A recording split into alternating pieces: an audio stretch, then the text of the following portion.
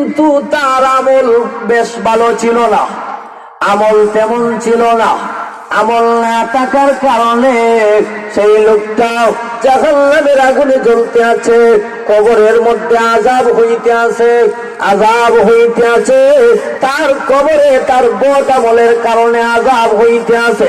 ওই সময় দেখা যায় আস্তে আস্তে করে তার ছেলেটা বড় হতে লাগলো।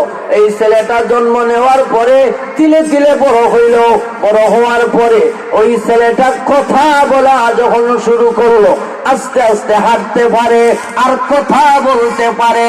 ওই সময় তার মা ওই ছেলেটারে নিয়ে পাশের মাদ্রাসায় চলে গেছে।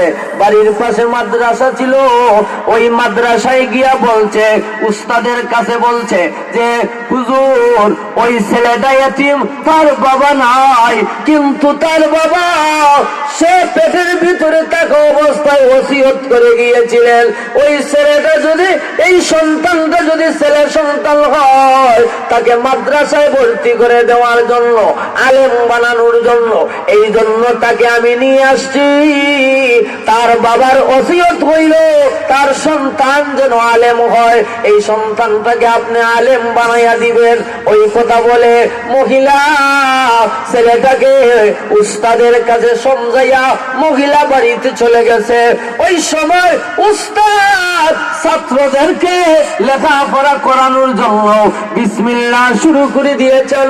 বিসমিল্লাহির রহমানির রহিম, এইভাবে যখন বিসমিল্লাহ পড়ে উস্তাদ যখন বলে দিলেন বিসমিল্লাহ, সমস্ত সন্তানেরা বলছে বিসমিল্লাহির রহমানির রহিম। এর অর্থ হইল আমি আল্লাহ, মহান আল্লাহর নামে, পরম করুণাময় অতি দয়ালু আল্লাহর নামে শুরু করলাম। আল্লাহ রহমান এবং রহিম এই কথাটা উল্লেখ আছে এখানে।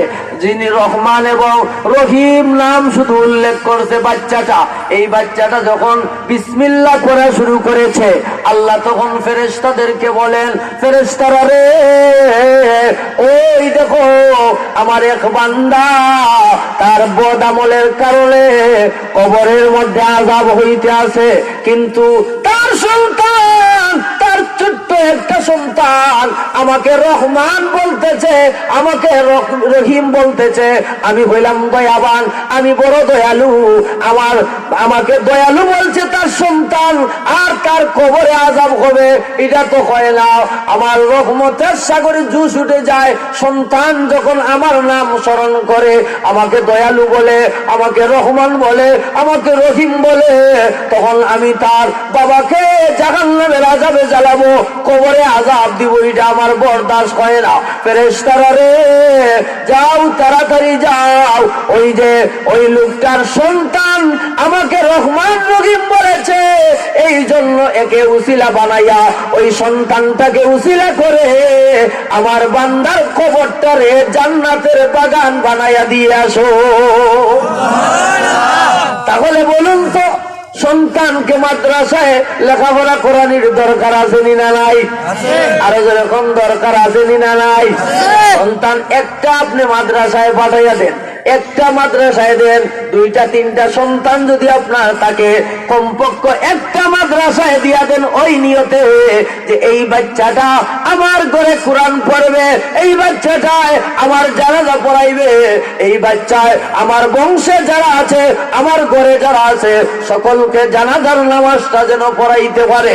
আমি মারা যাওয়ার পরে এই বাচ্চাটা যেন কবরের পাশে দাঁড়াইয়া সূরা ইয়াসিন তেলাওয়াত করতে পারে, এই বাচ্চাটা আমার কবরে দাঁড়াইয়া চোখের পানি ছেড়ে দিয়া যেন আল্লাহর কাছে বলতে পারে, আল্লাহ আমার মা বাবাকে মাফ করে দাও, আমার মা বাবাকে মাফ করে দাও।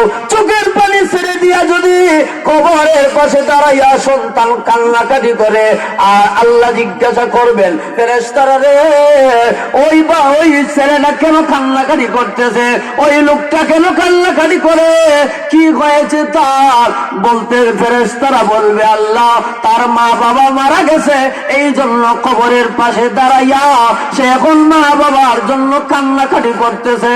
আল্লাহ রব্বুল আলামিন বলবেন, ফেরেশতারা রে, এই যে সন্তান তার মা বাবার কবরের পাশে দাঁড়াইয়া কান্নাকাটি করতেছে, তার এবং তার মা বাবার উভয়ের জিন্দেগির সব গুনাহ মাফ করে দাও। তাহলে আলেম বানানির দরকার আছে না নাই?